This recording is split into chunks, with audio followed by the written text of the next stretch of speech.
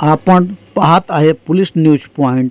Police news पॉईंटमध्ये आपला हार्दिक स्वागत आहे. चला बघूया आजच्या ताज्या घडामोडी.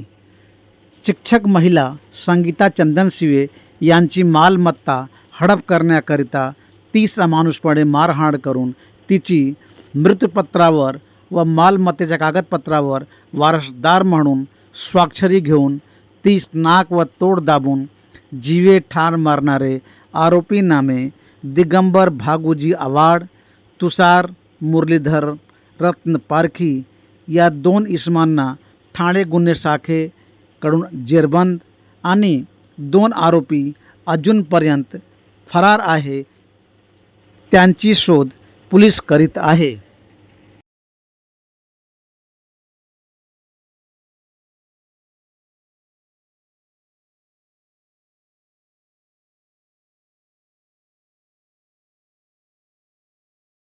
संगीता चंदनशिवे ही जी मिसिंग दाखल होती, त्यानंतर त्या मिसिंगचा तपास गुन्हे शाखा घटक 3चे पोलीस निरीक्षक आजिज शिंदे आणि त्यांची टीम ACP शेखर बागडे यांच्या पर्यवेक्षणामध्ये करत होती.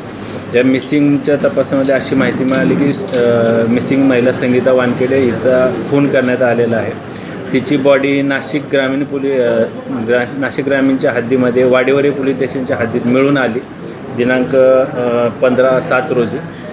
त्या अनुषंगाने आपला समांतर तपास सुरू होता. त्या तपासामध्ये असे निष्पन्न झाले की सदर महिलेचा खून हा दिगंबर आव्हाड आणि तुषार रत्न पारखी, संतोष जाधव आणि विनोदचंद्र उर्फ संतोष पांडे या 4 इसमांनी केलेला आहे. त्या अनुषंगानं दिगंबर आव्हाड आणि रत्न पारखी यात ताब्यात घेतलं, त्यांच्याकडे चौकशी केली आणि पुराव्यांची जुळवाजुळव केली. त्यामध्ये असं निष्पन्न झालं की यांनी सदर महिलेचा खून करून तिची बॉडी वाडीवरी पोलीस स्टेशनच्या हद्दीमध्ये मेडिकल कॉलेजसमोर सिन्नर गोटी मार्गालगत फेकून दिल्याचं निष्पन्न झालं. सर, आव्हाड आणि रत्नपारखी हे का नातेवाईक होते? आव्हाड आणि रत्नपारखी हे त्या सदर महिलेच्या परिसरामध्ये राहणारे आणि बऱ्याच वर्षापासून त्यांची ओळख होती. प्राथमिक चौकशीमध्ये असं निष्पन्न झाले आहे की सदर महिलेचा खून हा तिची मालमत्ता किंवा तिची जी काही तिच्याकडे पैसे आणि इतर जी काही जंगम मालमत्ता होती ती हडप करण्याचा उद्देश असू शकतो, अशी प्राथमिक चौकशीमध्ये माहिती निष्पन्न झाली आहे. आरोपींवर गुन्हे दाखल आहेत का? पहिले नाही, यापूर्वी काय आरोपींवर गुन्हे दाखल झाले.